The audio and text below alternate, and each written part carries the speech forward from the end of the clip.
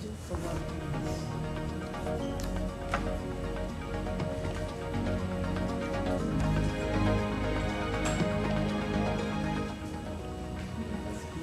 and welcome. You're watching the continuing coverage of India Decides 2024 on DD India. It's just after 6 p.m. in New Delhi, India, or 12:30 GMT.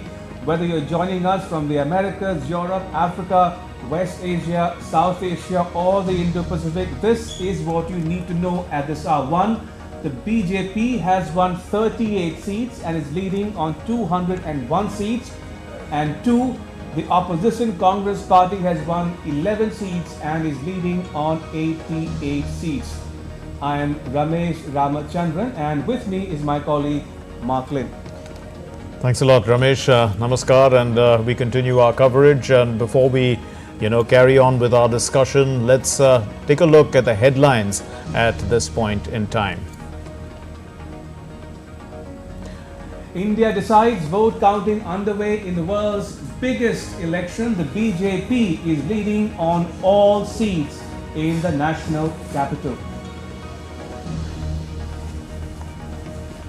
The BJP-led NDA is all set to form the government in the centre as it is nearing 300 mark. Prime Minister Narendra Modi and Home Minister Amit Shah win their constituencies.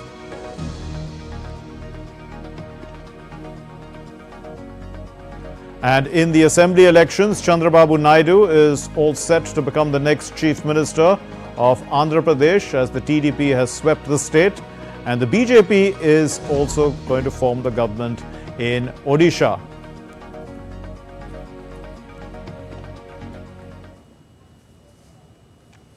All right, we still have our guests with us in the studio, Mr. Praful Ketkar, editor of the Organizer Weekly, and Mr. K.V. Prasad, a senior journalist with us.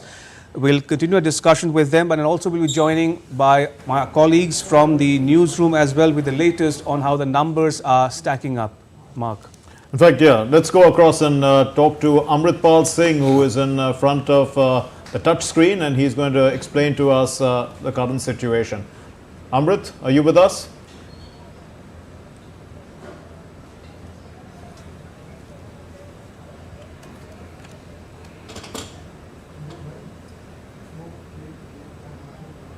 Okay, we seem to have a little problem with our connection with Amritpal Singh. We'll go across to him as soon as we establish that contact. But we continue to have with us K.V. Prasad and Praful Ketkar with us in the studio, who've been analyzing these results and putting them into context. We are going to look at the larger picture now and see what really is emerging. Mr. Ketkar, so if we're looking at these numbers and we see that, well, as the NDA as a pre-poll alliance is clearly, it's crossed the halfway mark. The question is, of those constituents within the NDA, is there a concern that some of those members are not as loyal to the alliance as they should be?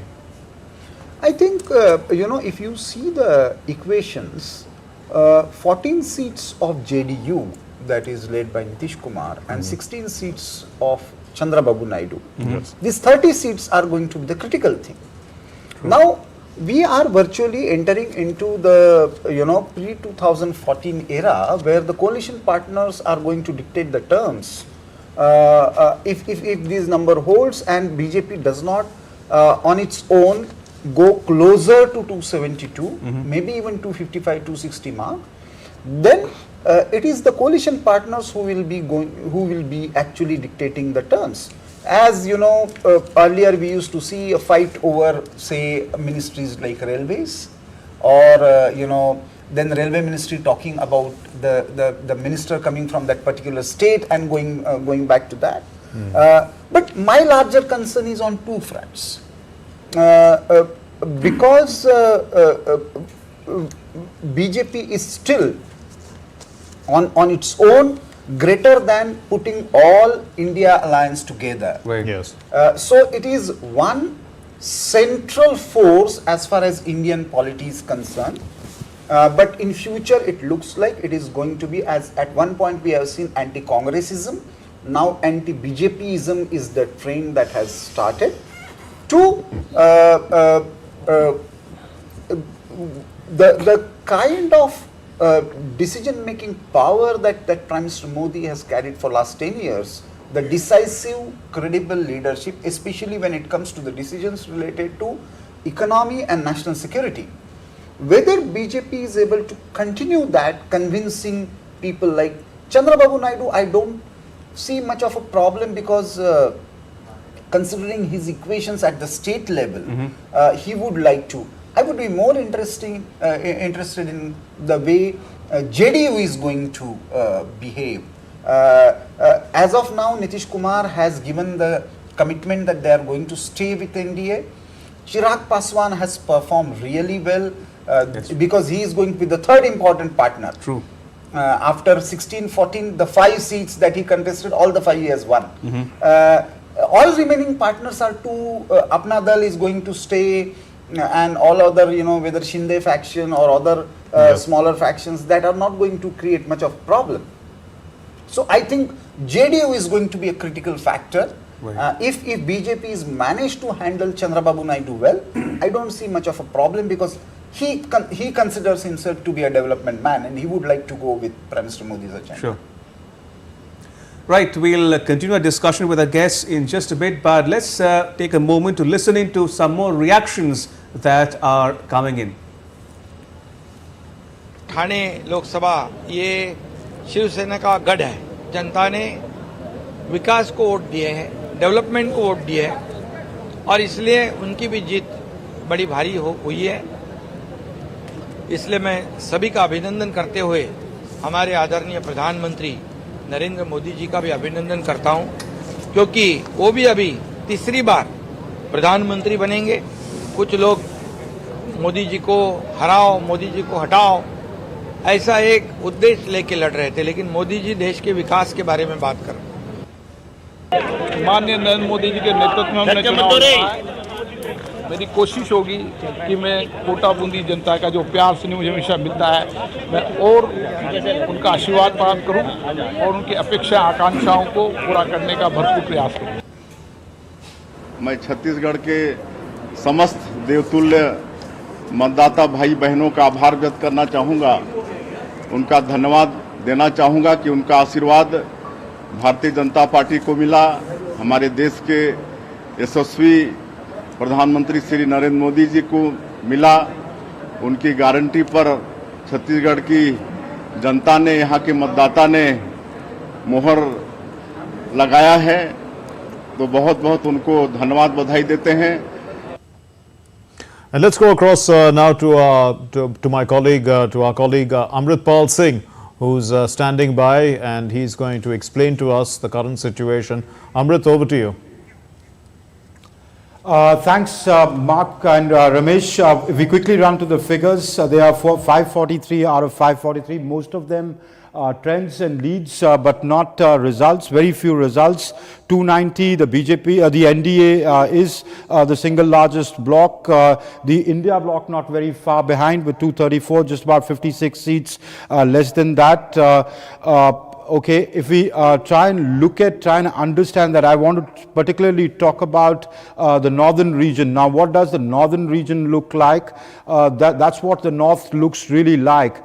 This is what the BJP swept. This is what the BJP or the NDA has swept. UP has been a major turnaround for the BJP, where it had 62 seats. If we look at the states of the north, I was talking about Uttar Pradesh. This is what it looks like at the moment. 33 seats for the BJP, or it's leading on 33 seats. That's 29 down from the last time around. The Congress, which had just won the last time around, up to 6.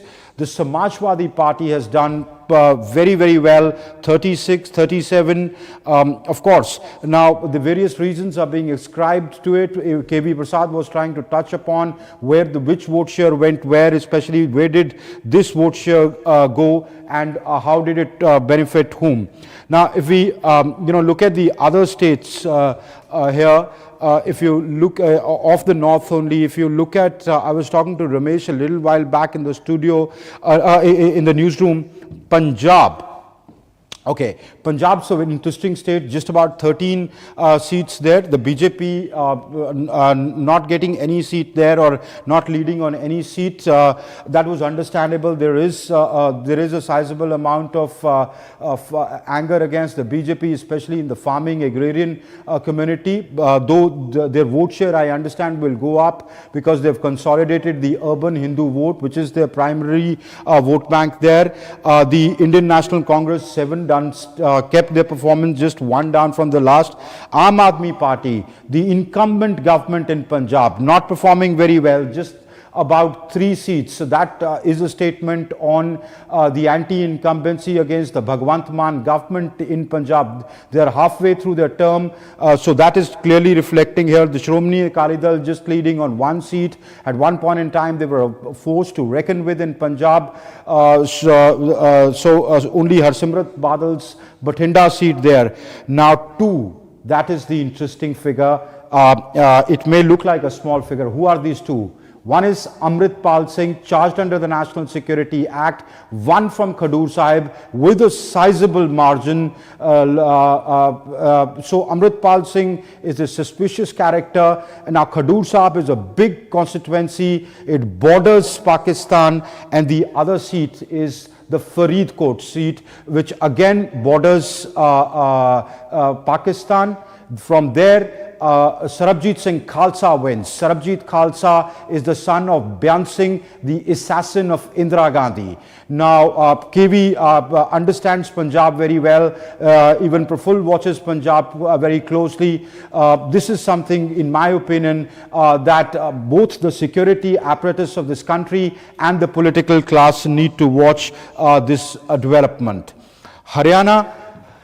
Haryana, the BJP had 10 out of the 10 seats the last time around. Again, there is an anti-farmer, there is an anti-BJP sentiment in the farmer, in the Jats especially, which the Congress seems to have capitalized on.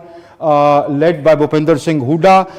Shelja's already won Sirsa, a big Dalit leader from the Congress Dalit leader in Haryana. She's defeated Ashok Tanwar, who was earlier the Congress president of the state but joined the BJP a little while back. The BJP, of course, retains Manohar Lal Khattar's seat or is leading from there. They've lost Ambala, they've lost Sonipat, they've lost Hisar. So this is big with elections there, 6 assembly elections there, 6 months down the lane. Now this reflects on the changing political dynamic of Haryana. Mak and Ramesh, back to you. Right. Thank you, Amrit. That was Amritpal Singh on the election dashboard. But in the meantime, we're given to understand there is some more election breaking news coming your way, viewers. First up, the BJP has won both the seats of Jammu and Udhampur. Yes, indeed. The BJP has won both these seats of Jammu and Udhampur. These are in the Jammu area of Jammu and Kashmir. And the other news that's coming in is that the BJP's Jyotiraditya Scindia has won in Guna, and he's won by a significant margin of over 5 lakh votes. 5,40,929 to be exact. That's right, 5,40,929 is the victory margin for Jyotiraditya Scindia in Guna, Madhya Pradesh.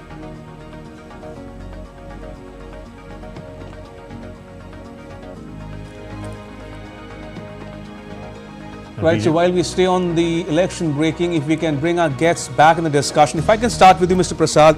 Now, you for one have the benefit of writing for 2 newspapers, The Hindu, published from Chennai in Tamil Nadu, and The Tribune, published from Punjab, Chandigarh. So I want to go back to the point that Amrit was making there. How would you read the leads and results coming in from Punjab 1 and BJP's performance in southern India as a whole, where the party has made inroads into states that has never won, for example, Kerala?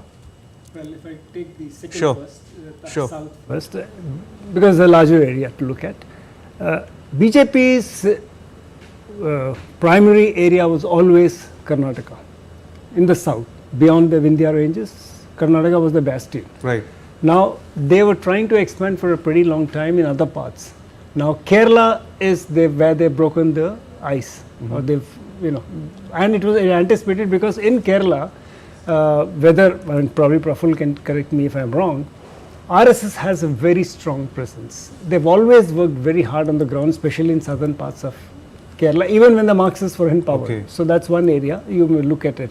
Because if you remember, there were lots of people who were targeted who lost their limbs in parts of Kerala, especially the Kannur. Kannur, yeah. It's called as the killing fields of Kannur. That became the title for many a story. Now the BJP finds a foothold. They've got the foothold in the Lok Sabha. Pretty significant.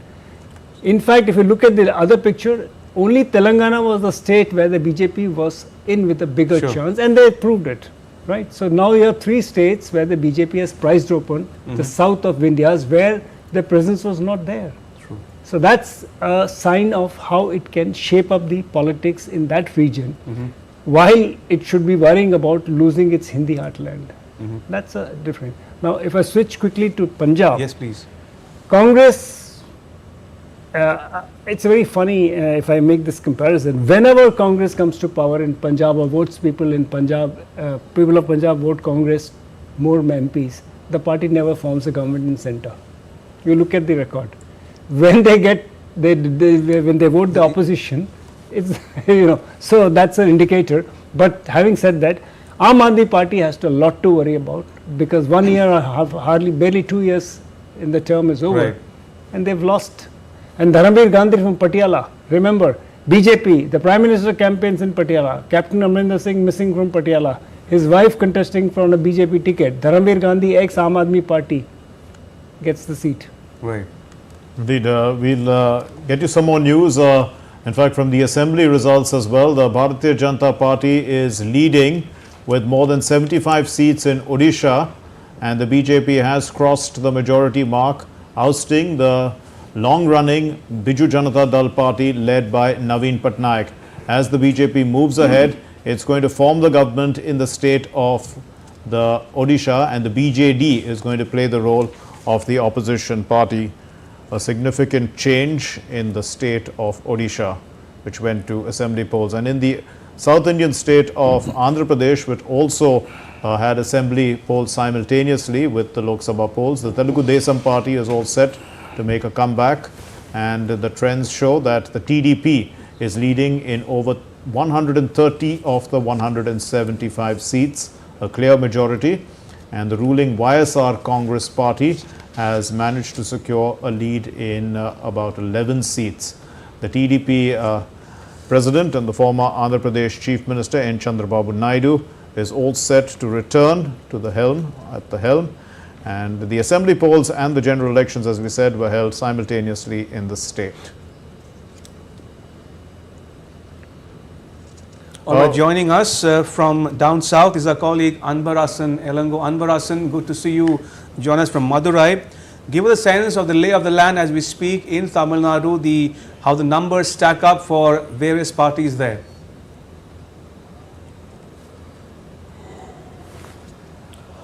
As you see the exit poll and the result has been more synchronizing that around 40 seats of Tamil Nadu and Puducherry, all seats are swept by the NDA bloc. The DMK on 21 seats and Congress 9 seats, and more the alliances are win more every seats. And particularly the BJP has came up to the second position on 12 plus parliamentary constituencies. Particularly the BJP chief Kenya Malay has given a tight fight between in Coimbatore constituency, and also various seats like including Chennai Central and also the Tirunelveli, where the BJP got the second position and put the AIADMK in the third and fourth positions. And after this election, this results, we see that the alliance between the AIADMK and BJP has cost the seats for the both ADMK and BJP, and the political analysts are saying the reasons maybe the alliances as make DMK to gain more seats on the there is a trend in Tamil Nadu, always all seats are goes for one party and after another. AIDMK win 37 seats in 2014, and 2019 the DMK won 38 seats. 1 seat went for the AIDMK, and this time all 40 seats went for the DMK alliances for the India bloc. And out of 100 seats which were won by the Congress across country, the 10 seats where the Congress contested in Tamil Nadu, all seats are won by Congress. So the significant mark given by the constituencies given to the All India level from Tamil Nadu, the Congress seats are 10. And the various, particularly the another party, Nam Tamil Katchi, it is a significant other party, also came in third position for the 2-3 seats. So this election, as we say, the Tricorner fight. So the results also shown that there is a Tricorner fight. Because of that, the DMK has won, because the anti-incumbency vote has been split between the BJP and the AIDMK. So this election, all 40 constituencies, including the Puducherry, the ruling party, the BJP and the now Congress, that seat is went to the Congress, because there is a sentiment of this election, all 40 seats has went to the India bloc. Right, Anbarasan, what are the real reasons for the AIDMK's poor performance in the state? They, of course, have not scored, haven't won any seats or not even leading in any seats, but they seem to have a sizable vote share despite that.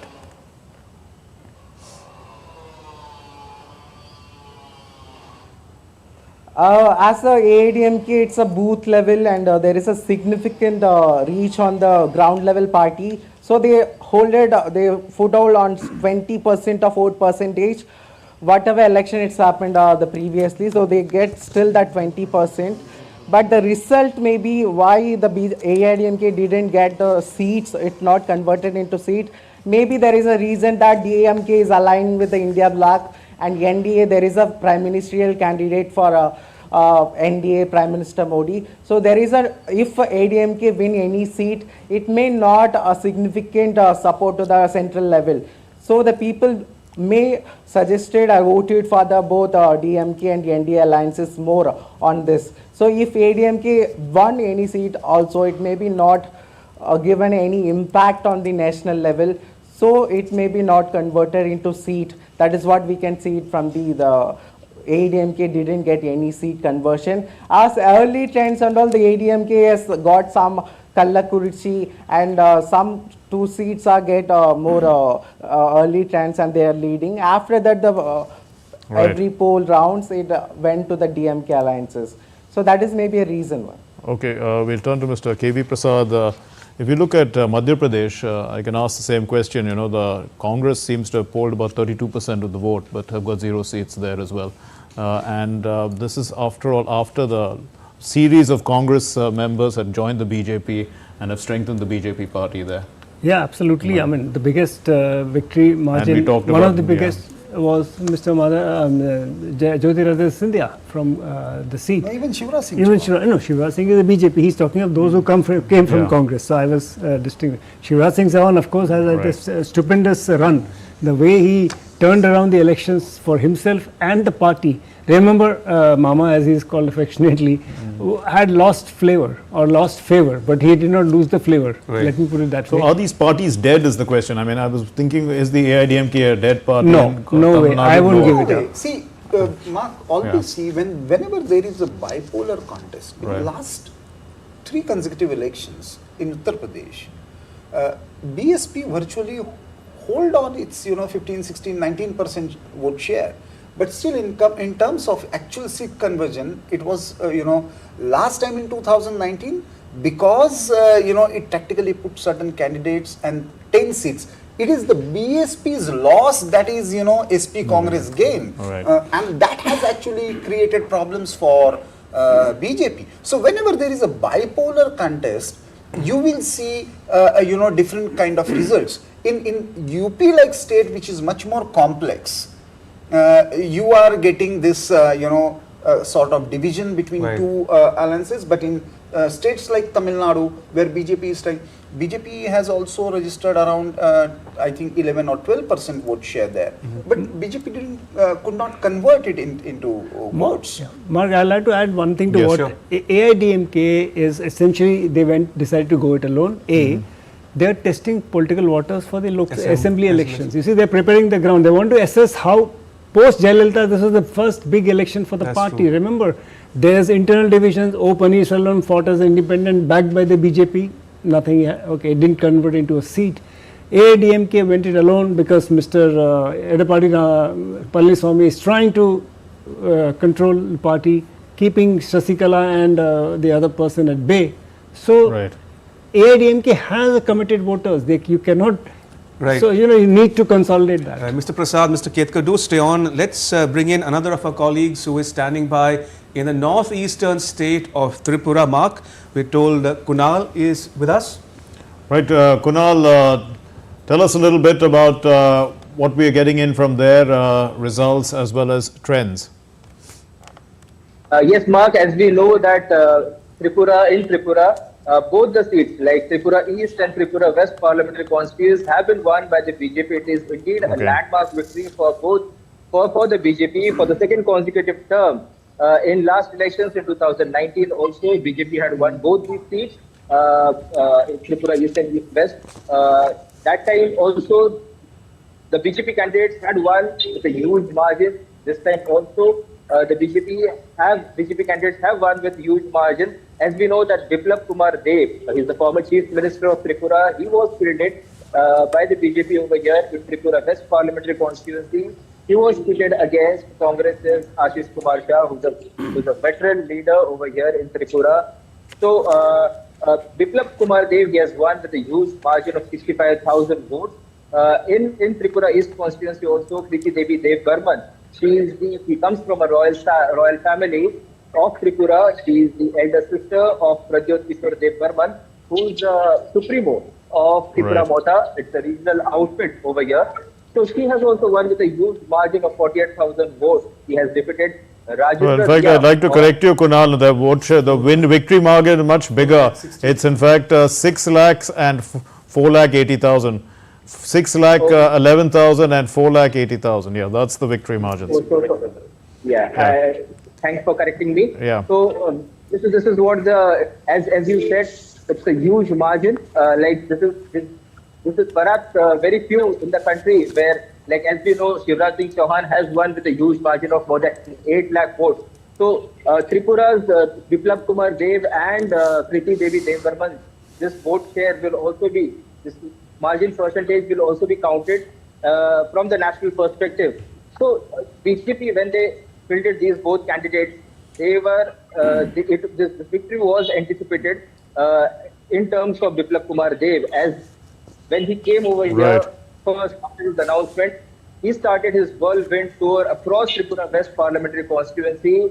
He did door-to-door campaigning and various activities to woo the voters, and it was also his past record as chief minister, which he came up with to the people, explaining the importance of the BJP government over here in Tripura, as well as in centre, the leadership of Prime Minister Narendra Modi, Home Minister Amit Shah, and other senior leaders from the BJP and at centre. So BJP they had targeted that they will win the seat, and accordingly both these seats have been captured, if we can say so, by the BJP candidates. Right, but if you look at some of the way this has changed, the state of Tripura, after all, it is a Bengali-speaking state. It seemed to have been very similar to West Bengal for a very long period of time. Then the BJP made inroads. The BJP formed a government and is continuing to hold a government there. That's not quite happened in West Bengal. So how is this, the mood changed completely as far as Tripura is concerned and West Bengal? Tripura, as we compared with the West Bengal, it's a tiny state. It's a very small state. Only 2 constituencies are here. In Tripura, in West Bengal, we know that there are 40 constituencies, more than 40 constituencies. So it differs. Also from the geographical point of view, West Bengal is very far from Tripura, but linguistic similarities are there. People are connected from the cultural point of view, also from Tripura to West Bengal. for hospital tourism. Also, people from Tripura, they visit Kolkata and other southeast southern states. So, if we talk about linguistic perspective, yes, Bengal and Tripura are connected, but when it comes to politics, it's totally different. There is no presence of Trinamool Congress over here in Tripura. Congress is there, but again, it is not doing so well because during the elections also we saw that most of the major Congress senior leaders were missing. Like when Priyanka Gandhi came, it was just 2 days left for the campaigning over here in Tripura West constituency. So major senior leaders, major leaders from the Congress, they were missing over here in Tripura for their campaigning of their candidate. So that's the reason why, as you asked, like why it is so different over here in Tripura as well as when it is compared to West Bengal. Right. Thanks very much, Kunal, for joining us with those inputs. So, two clear victories for the BJP in Tripura, and of course, most people look at Northeast as a collective. Do you continue to look at it as a collective in terms of the way, there are 25 seats spread across the Northeast? They all usually go towards the party in power in the center. It generally, tends to, but still it is not collective. It has a very different kind of combination. For example, you were asking about Tripura and Bengal comparison. Please try and understand. Tripura, these 2 seats, BJP has registered 70% vote share. And the decline of Communist Party, it was a communist bastion like Bengal. There, Trinamool Congress has replaced the Communist Party. Here, BJP has replaced. There is no Trinamool here. Yes. So, now what we are seeing, Congress and CPM are virtually 12 and 11% respectively. So, it's a complete hold of BJP that we have seen last almost 10 years now in Tripura. So it's a very remarkable victory because even when otherwise remaining parts of Northeast were going for Congress or Congress alliance, Tripura was always voting for the Communist Party. So it had a different. Now if you see the map, because now you are showing West Bengal, here also what you see basically, the northern part of Bengal where BJP has consolidated has a significant amount. There in Tripura, BJP has successfully stitched the alliance with Tipramotha, which is a very, very, tribal party. So it is not just Bengali, it's a Bengali and tribal kind of combination. Right. Even in the northern parts of Bengal, it is the tribal and the, what they generally call in Bengal is the Shudralok. It is the Bhadralok that is still, continuing with the Trinamool Congress. Initially, it was with the CPM. So it has a tendency, one of anti-Delhi, Bengali nationalism and anti-Hindutva. So that is going to keeping hold on Bengal. Tripura didn't go that way. Tripura shifted from extreme left to the Hindutva bastion. Fascinating, isn't it, Mark? Right, indeed. There are some interesting developments as well in West Bengal, because as we saw that the BJP has consolidated its positions in the northern part of West Bengal. They were trailing a little bit earlier, but now have moved ahead in Balurghat and Raiganj. The BJP was always leading in Darjeeling in that area. So things are, changing as we speak. Here, if you see the kind of margins that Trinamool Congress is having, especially in the seats like earlier trains of Kuch Bihar, where Nishit Pramanik has been, right, having some kind of hold, that has changed significantly. Behrampur, which was since a long time has been a Congress bastion, there Adhir Ranjan Chaudhary is losing. So the cricketer turned politician Yusuf Pathan is making an entry. But that's a largely state, that seat has lot of Muslim population. Yes, that's why that advantage that Yusuf Pathan draws is probably because of that. But till now Adhir Ranjan Chaudhary used to bet it against ANC or BJP. Yeah, but here the equation Mamta changed. That's what I mean. So that is one interesting thing. But all other seats, it looks like now Trinamool Congress has taken a significant lead, almost barring Bakura, almost all seats are above 1 lakh margin. Bakura and Mednipur. It's more or less consolidated. Consolidated. Here, 25-30,000 margin is there. But what the news that I have, Mark, yes, especially the areas like Sandesh Khali, that is 24 Pargana, South Pargana district, Mednipur and this Diamond Harbour, where Abhishek Banerjee is contesting. Already, kind of what we have seen post 2021 elections, assembly elections, the similar kind of violence has started, whoever voted for. That is one critical factor. That time also, standing for your voters, standing for your workers, that is very critical in states like Bengal. Unfortunately, the left parties have nurtured this culture. I remember Buddhadev Bhattacharya making a statement on the, in the house, that is West Bengal Assembly, where he had given the numbers of political killings. So wherever communist parties have ruled, that kind of culture has evolved. Trinamool Congress is sustaining that. It's complete holdover. That is one state where, people were intimidated, some attempts to, even rigging were made despite having, EVMs. So West Bengal is, different kind of dynamics demographically and politically.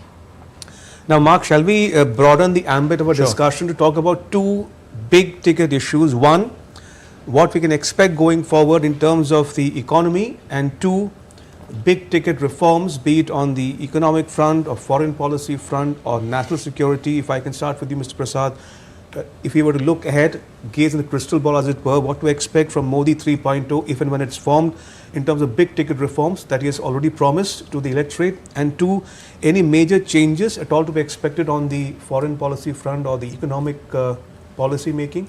Well, on the economic aspect, if you look at it, if you look at this argument that the kind of margins that have reduced, or Mr. Modi, as Praful was saying, may not have the same kind of leverage. But I believe in terms of economic agenda. Since 91, we've been talking about the reforms moving from first generation to second generation, now third generation. So this is not going to be reversed.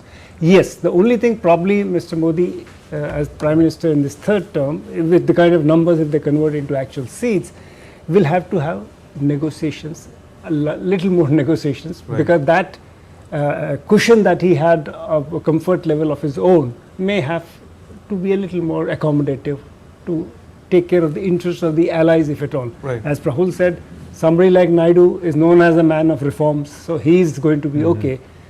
So it's kind of, you have one person already on your side, but that's one area. On the foreign policy, I don't think there will be any major They will stay the course. They will stay the course, but the way the world conditions are changing, they're becoming challenging. They're becoming very challenging, and something what the External Affairs Minister Jaishankar has alluded more than once. Now what's happening in Russia and Ukraine? Things are changing for, God forbid it shouldn't turn for worse. What's happening in the Israel-Palestine issue? Things are not yet settled. And you have American elections coming in. So all kinds of uncertainties are still staring us at face.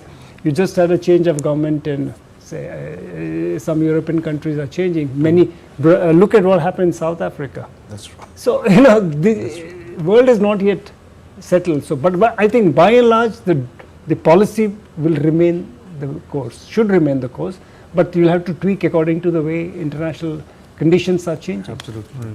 No, the difference will be, one, the speed, two, the kind of influence that Prime Minister Modi carried.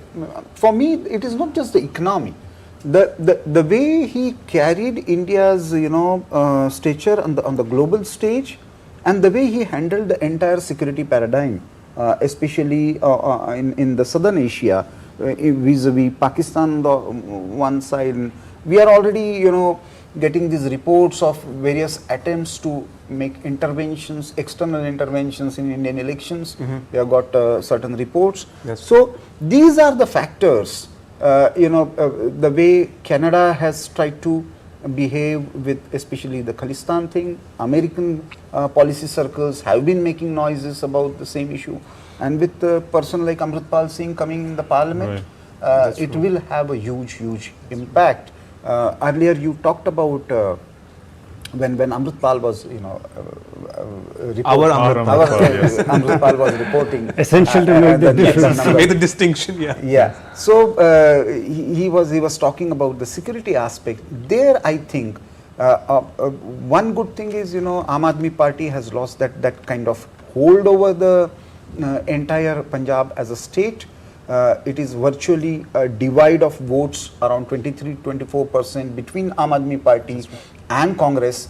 BJP on its own has reached up to 18 to 19%. Shiromani Akali Dal has reduced to 13%, which is again, so four-cornered contests that we have seen, and that's why we are seeing a divided mind. Otherwise, in assembly elections, Aam Aadmi Party had a complete sweep, which we are not seeing in Lok Sabha elections, which is very surprising. So I think from security point of view, how are we going to handle Punjab? Post 370, we were very confident because of the the kind of majority we had, the government had, and the kind of positioning that government could take on the international forum.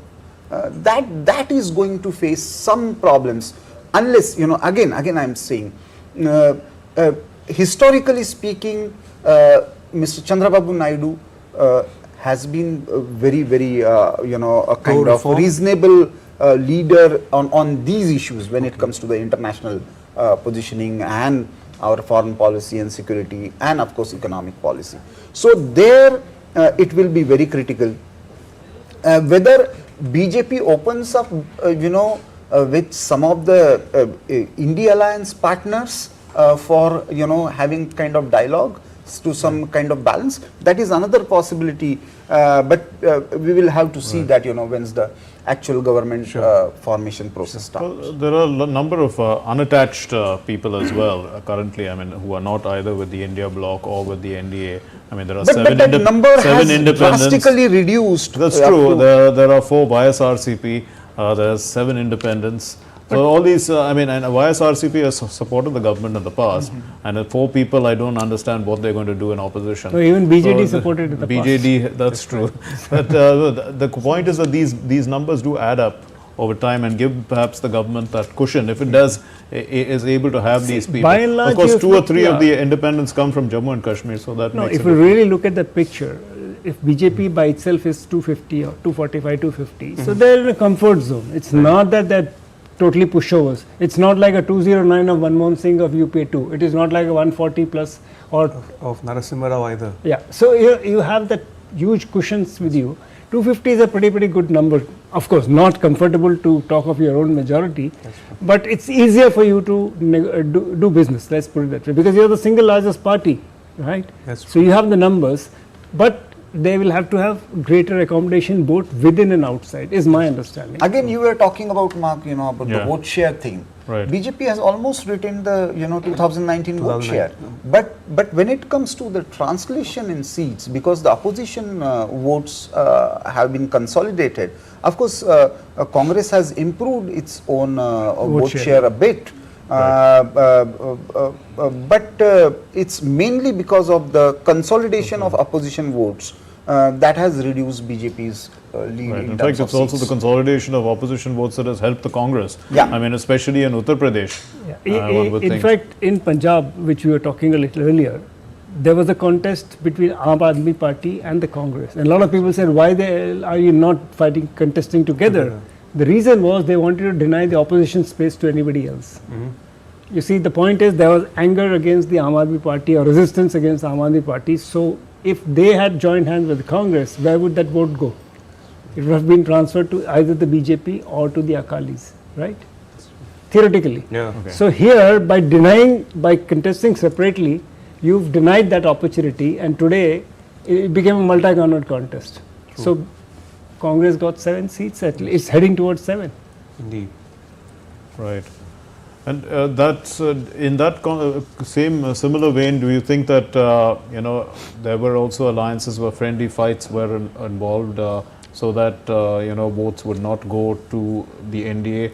Let's say, the left and the Congress in some places were contesting against each other. That's happened across Kerala. No, but Kerala, it was, it has been actually existential crisis for the left. Right. If they wouldn't have contested independently and given a fight, because traditionally it has been LDF versus UDF, so they would lose even the state, party status. Virtually, the left party nationally is basically Kerala Communist Party.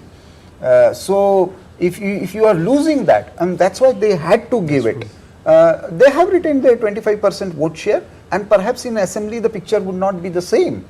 But what had changed drastically is, one, BJP has focused on particular pockets and seats, Pathanamthitta, Thrissur, Trivandrum, Antigal, and they have managed to even get some votes from the, the Christian pockets also. So that equation has changed, and that's why we are seeing 16-17% of vote share of BJP. Now, how far that will be sustained at the assembly level? Assembly level, the equations change. Remember, many people now and today perhaps is not the right day to discuss that, but this is going to be the last 543 number. And how is that going to work now? This entire, census and delimitation exercise and women's reservation bill. So how is that going to work? That is going to be another interesting factor. How far this government is going to deliver on one that particular area of delimitation, to one nation, one election. These were the promises that BJP had made. So how far with this kind of mandate BJP is going to move forward on that? Here that's a very interesting proposition you made, because the delimitation will be staring on the face very soon with the government. The BJP making inroads in South, they will be facing this dilemma, South versus North, this whole debate which stalled the 2000 delimitation exercise.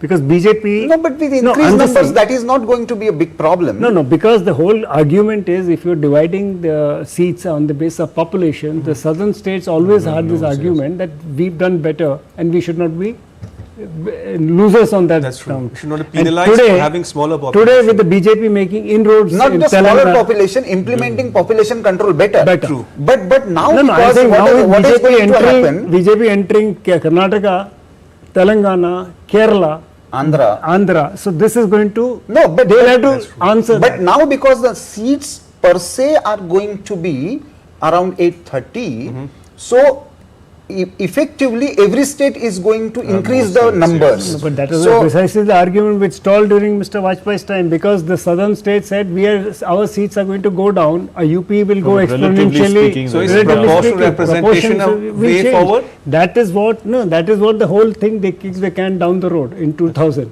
They decided to put it to 2025. No, that time the difference was, that time it was going to be in proportionate to 543.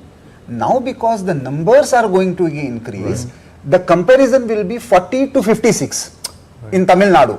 It may not be comparison to what UP is going to get. True. So that, psychologically it is going to give a different kind of picture. What I meant was, whatever formulation comes out, but this will be, the BJP will have absolutely. to deal that with consideration will be there, and again, politically it is opening up. Again, Chandrababu Naidu will have a no, politically he played an important role in the 2000 time. He came with his MPs to meet Prime Minister Vajpayee, and they convinced them not to go for it that time. Right. Mark, we would have loved to continue this discussion, but I'm afraid we are approaching the end of our time, so we'll have to leave it at that. May we thank all our guests, Mr. Praful Kedkar, Mr. KV Prasad, for joining us and sharing your thoughts and insights with our viewers at home and abroad. Mark? Right. We're going to take a short break, and when we return, we'll continue this coverage. Munmun will join the panel. Do stay with us. Right. Before we close, just a quick glance at the numbers, how they stack up in 2024. NDA is at 280 and counting. The opposition alliance is at 234 and others have got 19, including leads and results. That's the number and all India picture to you at a glance. 290 versus 234 in favor of the NDA.